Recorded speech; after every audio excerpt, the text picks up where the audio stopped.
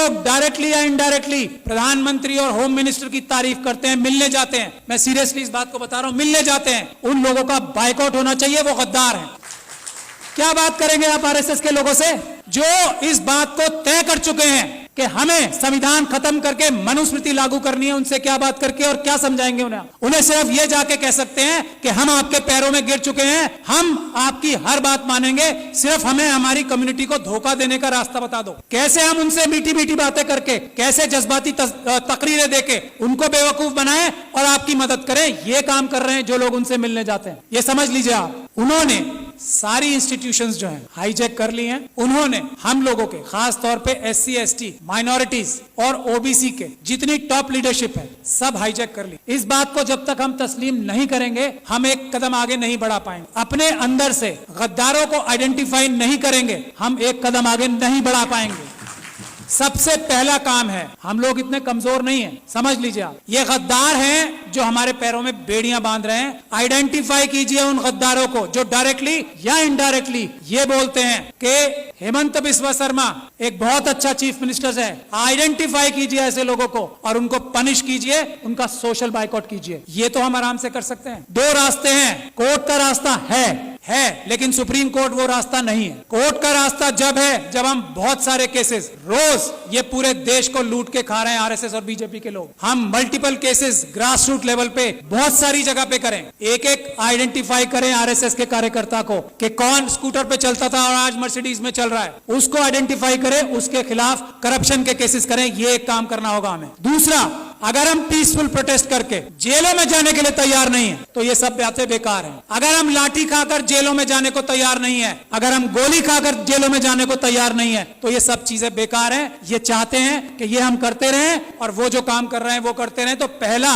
Resolution ये होना चाहिए कि हमें अपने देश को अगर बचाना है, संविधान को अगर बचाना है तो हमें जेल जाने के लिए तैयार रहना पड़ेगा। और जेल जाने वालों में सबसे पहला नंबर लीडरशिप का आना चाहिए, क्योंकि हम लोगों को लोग इज्जत करते हैं ना, हमारी ताकत क्या है। आज मुझे लोग इतना पसंद करते हैं, मैं क्या हूं, एक छोटा सा अदना सा वकील हूं। आज लाखों लोग मुझे सपोर्ट करते हैं, वो मेरी ताकत है। नहीं तो मेरी औकात और हैसियत नहीं है कि मैं चू भी कर जाऊं इन लोगों के सामने। ये समझ लीजिए आप। और ये बात तस्लीम हमारे सारे एमपी एमएलए, बड़ी बड़ी तंजीमों के लीडर्स को करना चाहिए। उनकी अपनी जाती हैसियत और औकात किसी की नहीं है, मैं इस बात को तस्लीम करता हूं। आज अगर हम लोग इतनी जोर से बोल पा रहे हैं तो हमारे पीछे लोगों की ताकत है, उसकी वजह से हमें उन्हें धोखा नहीं देना चाहिए। जो अपने आप को जितना बड़ा लीडर समझता है उसे जेल जाने के लिए, गोली खाने के लिए, लाठी खाने के लिए सबसे पहले तैयार होना चाहिए आज। और जो ऐसा नहीं करता, जो इसके लिए बहानेबाजी करता है, मसलियत बताता है कि ये मसलियतन जो है ना, लफ्ज बोलने वाला गद्दार है। मसलियतन ये नहीं बोलेंगे कि मैं जेल जा रहा हूं,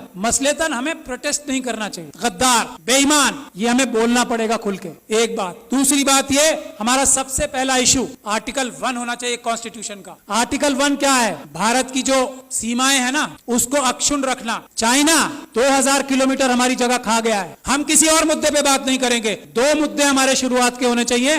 और हमें होम मिनिस्टर का, हमें प्राइम मिनिस्टर का घेराव इस बात पे करना चाहिए कि चाइना से हमारे देश की सेना अपनी जमीन वापस लेने के लिए बेकरार है। तुम डरपोक हो जो उन्हें रोक रहे हो, इसके लिए हमें प्राइम मिनिस्टर का घेराव करना चाहिए। ये आर्टिकल 1 है, इसके लिए करें। और आगे जाके गोली खाएं। इसके बाद क्या, 2000 किलोमीटर हमारी, जिसको अलग अलग जबानों से हम कहते हैं, कोई भारत माता कहता है, हम भारत देश कहते हैं, उसमें से 2000 किलोमीटर कोई ले गया और हम यहां बैठ के डिस्कशन करेंगे? नहीं, या तो प्रधानमंत्री इस्तीफा देंगे या वो 2000 किलोमीटर वापस लेंगे, नहीं तो हम मार्च करके हम खुद जाके वापस लेंगे। ये हमारा पहला एजेंडा होना चाहिए। दूसरा एजेंडा इस वक्त जो है वो है मणिपुर। अगर मणिपुर के लिए हम लोग प्रधानमंत्री का घेराव नहीं करते, प्रधानमंत्री और होम मिनिस्टर डायरेक्टली इन्वॉल्व है मणिपुर में जो हो रहा है, यहाँ मणिपुर के लोग बैठे हैं, अरामबाई तेंगुल, मेतेई लिपुम, ये दो संगठन है आरएसएस के जिन्होंने ये सारा कारनामा अंजाम दिया है, अमित शाह साहब के साथ मिलकर जिन्होंने ये सारा कारनामा अंजाम दिया है, चीफ मिनिस्टर बीरेन सिंह के साथ मिलकर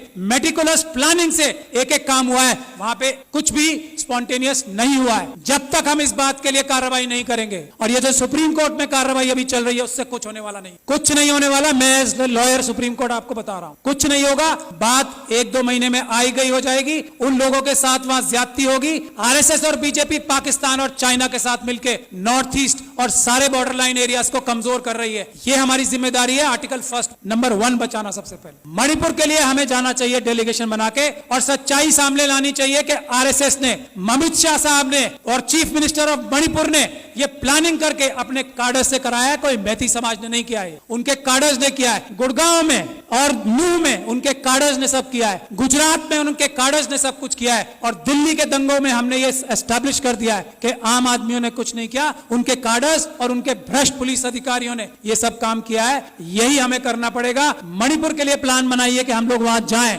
और एक्सपोज करें कि मणिपुर में क्या हो रहा है, क्या हो रहा था और क्या हो रहा है अब। और उसमें अमित शाह साहब सबसे बड़े चाणक्य हैं। उनको अरेस्ट कराने के लिए जब तक हम कोई कार्रवाई नहीं कर पाते, मणिपुर का कुछ भला नहीं हो सकता। मैं ये बात दावे और गारंटी से कह रहा हूं। He is the main mastermind, mister Amit Shah. वो वहां जाके बैठे ही इसलिए थे कि उन्होंने ये सब प्लानिंग करनी थी कि सब कुछ ठीक चल रहा है या नहीं। वरना भारत के होम मिनिस्टर में इतनी ताकत होती है, चेयर में, चाहे कोई डफर भी बैठ जाए उस पे। अमित शाह साहब की बात नहीं कर रहा हूं, ये डफर वर्ड उनके लिए इस्तेमाल नहीं किया मैंने। अगर कोई डफर भी बैठ जाए, भारत के होम मिनिस्टर की चेयर में इतनी ताकत होती है कि सब शांति वहां पे एक दिन में हो जाए। लेकिन जो होम मिनिस्टर वहां अपनी प्लानिंग ही करने गया था, इंप्लीमेंटेशन देखने गया था गुजरात मॉडल की, वो उससे क्या उम्मीद करते हो? आज तक किसी आदमी ने यह बोला है कि Amit Shah is the main mastermind of Manipur? नहीं बोला। यही हमारी कमी। तो मेरी यही गुजारिश है, एक तो जेल जाने के लिए जो लोग तैयार हैं, गोली खाने के लिए जो लोग तैयार हैं, लाठी खाने के लिए जो लोग तैयार हैं, वही बोले कि मैं लीडर हूं, वरना वो गद्दार है। मेरा ये मानना है। बाकी अपनी अलग अलग राय सबकी हो सकती है। यही एक टेस्ट है। अच्छी से अच्छी बात कोई भी कर सकता है। एक से बढ़कर एक स्पीच देने वाले,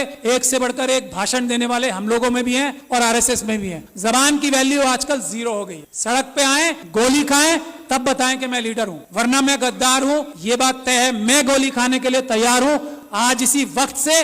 और जब आप लोग दावत देंगे कि गोली खाने के लिए सबसे आगे मैं रहूंगा, मैं ये गारंटी दे रहा हूं अपनी तरफ से। और मैं ये उम्मीद करता हूं कि इस हॉल में बैठा हर एक इंसान जो अपने आप को लीडर कहना चाहता है, वो गोली खाने के लिए, इस वक्त देश बचाना है तो गोली खाने के लिए तैयार रहना पड़ेगा। अमित शाह साहब को मणिपुर के लिए अरेस्ट कराना जरूरी है। इसके लिए हमें कार्रवाई करनी पड़ेगी। मेरी जहां भी सर्विसेज आपको दरकार होंगी, मैं वॉलंटियर करता हूं अपने आप को। बहुत बहुत शुक्रिया। जय भीम, जय Bharat. Thank you very much, Shahad Ali.